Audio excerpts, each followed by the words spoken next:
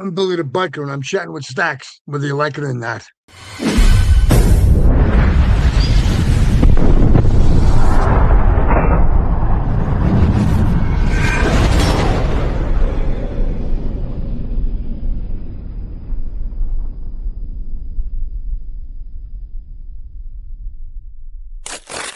Welcome to this episode of Chatting with Staxx. I'm your host, Bill Staxx, and today I got Billy the Biker.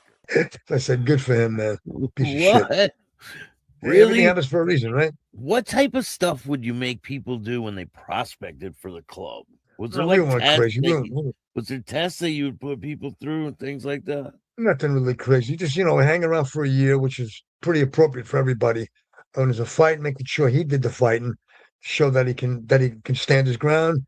And if one of us have a fight, making sure that he can jump into the fight. Speaking one-on-one is always fair. I like it. But if you got a prospect, he's got to jump in, no matter who the fuck you are. And one of them would step back. I got to make sure that he's got the balls to stay in the club. Got to be able to trust him. But no, still 1%, but not as extreme as some of the guys that you got to piss on them and you got to kick the shit out of them. We didn't do that shit. We rough them up a little bit, but nothing crazy. I wanted quality, not quantity. And I want to make sure that they were trustworthy and could take our back if needed. But that's about it. So What do you think about how the direction the club world is going today? Where people selling it, patches and just letting people in clubs that aren't qualified and things like that. that's why I got shut down by one of the guys. Big, I haven't seen him in a while. Tom the Bomb used to be an HA. Real nice guy, real good guy. 300 something pounds plus, big giant. I met him quite a few times. Last time I seen him, introduced him to my wife at one of the runs at Orange County Speedway. When the pagans showed up, threw a bag of guns down, started shooting. I already left before that happened, but he was a gentleman and everything else. When I retired after like 7 years after retirement, my club in Queens, the president that took over decided to sell patches for rent money so he could pay his rent. That's when Tom the Bomb came over and shut him down. That was it. And Tom was a good guy. When he found out I was beating up a couple of my own members, they would buy me drinks all night in the China Club. So it was a great night. They actually carried me back to the clubhouse. I think I slept on the pool table. Why'd you beat up your own members? They were stealing within the club. One Yeah, guy that's stole the TV from somebody, registration from somebody, pink slip, all that kind of shit. So I beat the shit out of him. So he had a coke problem. He also came to my house, and I see somebody knocked on the door. I'm standing behind the door. Well, so if it opens up, I had a samurai sword in my hand. If I see a hand come in, I'm chopping it right off because he knew there was probably some kind of in the house for him. This is one of my members. So I said, "You mother." So I said, I finally go, "Who is it?" And I hear the footsteps run away. I ran to the front window of my apartment and seen who it was. So that I said, okay. So I called Russell. I didn't say that I seen him. I said, Friday night, be at the bar. I want to talk to you about something. I can't be there. I said, be at the bar, or we're going to come to your house and drag you out of the house. So he shows up at the bar. Big mistake. I said, throw him in the van. I took him around the corner to a schoolhouse, a schoolyard. And I started beating the shit. And I said, you took TV, you took a couple of things from Bear's old lady. I said, and this is what happens to you. So I beat the shit out of him, stomped him to the ground. I'm trying to pull his patch off. It was sewn on so good, I couldn't get the fucking thing off. So I had to take his whole goddamn vest. So I'm stomping him on him. He's stepping on his legs, his face, his head. He goes down to Florida after that and ripped off a dealer down to Florida. And they cut his throat from ear to ear. So we never seen him again either. oh, But man. as far as being rough with the prospects, to a certain degree, and nothing crazy, just trustworthy, and you can rely on them. That's it. Did anyone try to snatch patches from any of your members? Never, never happened, and none of us ever hit the ground. Did you guys They get don't. patches from other clubs? No, I didn't bother taking that shit. Then you get involved in wars. I didn't need that shit. I wanted to just have fun, have a good time. Shoot pool on a Friday, Saturday night, sell a lot of drugs, and then if there was a fight with another club, I mean, for another club, we'd jump in and help them all the time without throwing any names out there. So I don't have a problem with myself because I want everybody to buy this book. Even the enemy can buy the book. See, I'm Yeah, a I mean smart businessman now. you don't have any enemies now, right? Not alive. Tell me about this picture. I was turned 51 years old. They wanted a picture for a magazine called Free Time Magazine out of Poughkeepsie, New York. I did a column about the things I did on the radio, the bike runs and car shows and anything involving bikers. So that was the picture that they ran in the magazine. So I put that. So I took that picture and put that in the magazine along with the other one that you've seen on the with the bike. Yeah, that one. So I did that, and then they'd have me go into different runs and talking live about the shows. I mean, sorry, about the car shows and bike runs. So that picture was always on Free Time Magazine in my column for about 18 months. So you That's were all. in the club at this time, right? No, I just got out of it a few years before that, probably maybe a half a dozen, maybe seven, eight. I missed it a lot, but enough is enough. That was when I had a lot of cars, man. That was the 1982 FXR. That badass Harley, the first 5 gear rubber mounted bike. It was fucking killer, man. I was doing 135 miles an hour cross country on a bike with a bathing suit, a Bowie knife, and boots, sitting on the back seat, making believe that somebody else was driving, going past people all the way to California from Queens. And that's that 75 Lincoln Mark IV. I had two of those. That was my pimp car. I just collected cars. I had Trans Ams and Catalinas, all kind of crazy shit, man. That is a nice And, bike. and see them steps in the background, them steps into my pond. It's a pond with a skull waterfall. When I still work in construction, Sammy the Bull Gravano was my boss. And Yeah, wasn't tell me about at the that. time. Tell me Well, Sammy about the Bull, that. that was John Gotti's hitman. At the time, we didn't know what we were doing. We didn't know who owned us. It was you look it up. It's local 282. So I got those stones from Trump because every Tell me time about when you he first get the job. When you about first the get there and what the job was like. about the construction. Yeah. Well, I came in as a laborer, and well, that's right. I came in as a laborer. I was, jackhammering in the ground and digging ditches and all that kind of shit. And once you get to the top, you're blowing the ladies' skirts up with a fucking air hose. Having a lot of fun. Still in a halfway house too, by the way. So I'm in I'm jackhammering the wall, and all of a sudden, some guy look up, and the guy's name was Charlie Moran. When the Irish mob was in charge of Local 282, turned out to be my best friend, still is today. That was 1980, 1980. He says, "Hey, Billy, come up here." I said, "Who the fuck are you?" He says, "I'm a friend of your wife." That didn't even sound right. My wife was the president of the Local 282 secretary. So she was the private secretary. So I come up, we start talking. He drives me to Brooklyn and he takes me on Greenpoint Avenue to a speakeasy. Remember the little places in the mob movies where you slide the little window open? Yeah. It's exactly like the fucking movies, dude. So it was incredible. So I look at him, the thing, he goes, "Come on, Charlie." So I walk in a place, walking past tables, there's little old men, sitting there sipping their Demi-Tasse cups and spaghetti and all sort of crap. I go to the back room and meet a guy. This is Joey C. So I could say it because Charlie, he's dead now, Joey. But I said he was a made man at the time. He was a boss, Joey Camerano Jr.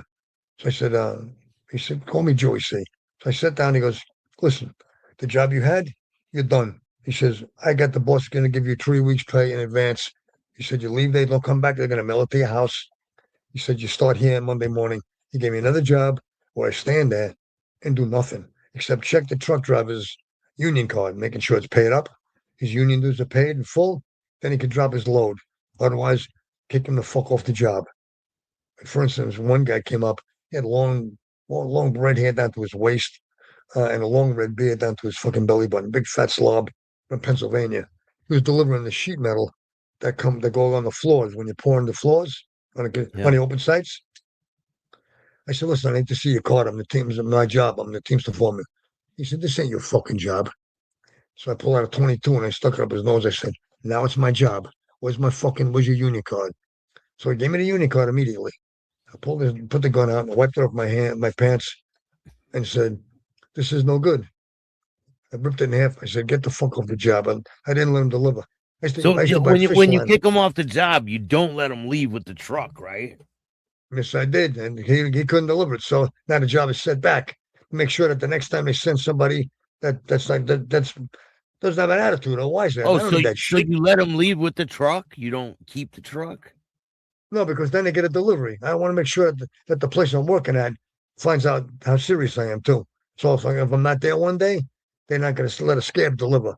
I mean, that's why even if I'm not there, they got to do the right thing. Oh, so that's what they do. They try to get people who aren't in the union to deliver. Stabs. I wanted to make sure my presence was known, even when it wasn't. Like when I was AWOL. Yeah. But it worked. Did that for 15 years. Had a lot of fun. One day I had the trucks backed up on 5 avenues across Manhattan, 5 avenues. I said, "Listen, it's Sunday." They were delivering every day when they're working. I said, "It's Sunday. It's my birthday." I said, "And it's double time for Sunday. It's my birthday. It's triple time." I made that up. I said, "Before I leave, I want to check for triple time or nothing gets in." They wrote me a check on the spot. So I went home and cashed it and let them deliver all day. That was good. So I'm not that bad. So tell me about coming across Sammy Gravano. I never met him. I never met him until I found out who he was and he owned us. Never met him personally, but he never killed anybody I like, so he was okay with me. But he was the person who was running that union, right? And he made more money with running us than any place else he ever did anything with. And John Gotti was the president of the Irish mob, Local 282. When they pulled me in out of the joint. Matter of fact, thanks to Joey C, he was what do you call it? He was the boss in Bernardo Crime Family. Thanks to them, I started construction, making $80,000 a year in the '80s. It was incredible. Did it for 15 years. So I love mobs. They're wonderful. But Charlie's still a friend of mine. He's still alive. He's still working in the Teamster Union at 83 years old. Is he? So yeah, he's still a good friend of mine. He was working at the Tappan Zee Bridge for years, doing the same thing I do, checking the union cards. And it's an easy job. It's a tit job, man. A lot of fun. All right, we got another picture. That's the cover of my book. A friend of mine I seal coat parking lots and driveways now, top coat seal coating. So that's the picture on the cover of my book, and the rest of the cover was designed by one of my workers and friends. It's like a mugshot, Is that one of your mugshots? kind of. Yeah, you recognize him? No, You don't recognize him, do you? no. Outside the radio studio, I used to do my thing every Friday morning, and then a lot of times during the week. That's my bike. Roddy Piper, the wrestler, was on. Oh I said, "Can I yeah, sit on the bike?" yeah. Yeah. You Damn, can sit, man. you're bigger than me, dude. So do whatever you want to do. So he's climbed on a bike, happy as a pig in shit. Died a year later. That's cool. So Good what? guy, yeah, good guy. He was at the radio station? Yeah, I came in for an interview. A lot of people came into interviews. Ralphie made a comedian. Jesus Christ, and so many people. I can't even think of their names right now, but I'll Rowdy send you. Piper. Haven't seen that guy in If, a long time. after we're done, I can send you more pictures, but that might help you at all, right? No, probably That's my not. best friend. My best friend who died, Shorty, Big Hills Angel. 385 pounds that guy was. That was when I was 225. I got learned how to golf, and he taught me how to golf. But when I was 60, I was hitting the ball 315 yards. Something I never thought I'd like. But How'd he pass he died away? about 4 years ago. He died of ALS, Lou Gehrig's disease. Hardest thing to watch for our friend, man. He went from 385 down to 190. Couldn't even talk that loud. He was choking on food, and he told his wife he died like a gladiator. He says to his wife, he said, "Listen," he says, "if I stop breathing tonight, don't you touch that fucking machine. I want to die." And she let him go. That was it. So he died like a Viking. I missed the shit Wow. out of him, man. I don't even want to golf anymore. That's me, believe it. That's in the army. I came out for a furlough.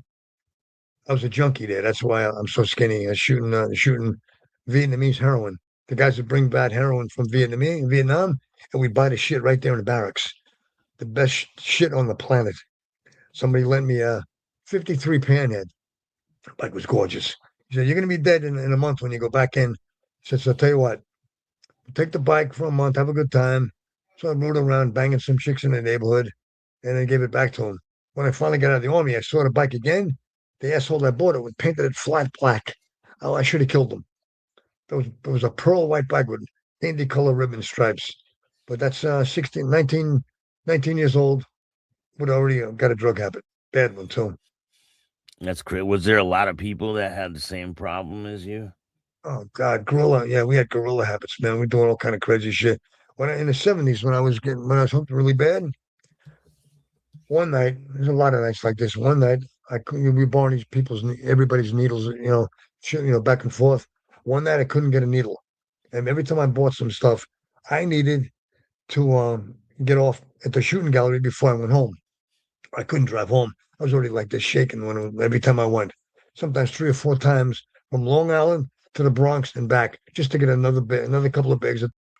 Cut a couple, sell them, and go back again. So I couldn't borrow anybody's. So what I did, I turned into MacGyver. I went to a Genovese drugstore. I bought a baby nipple. I bought a big pen, removed the pen, insert, and then I bought a basketball filler. You know how big they are, right? They're big. Went back to the thing, and so I went back to the thing. I put the nipple on the big pen, a wire bread tie, and then I filed down the basketball filler with some chick's nail file, and then a matchbook cover, so I could make it as fine as possible. Stuck it in, and I got off. When I pulled it out of my arm, the hole was so big, it hit the guy's shirt across the table from me and shit. So I put my finger on the hole, not because I was bleeding, because I didn't want to lose the that was already in there.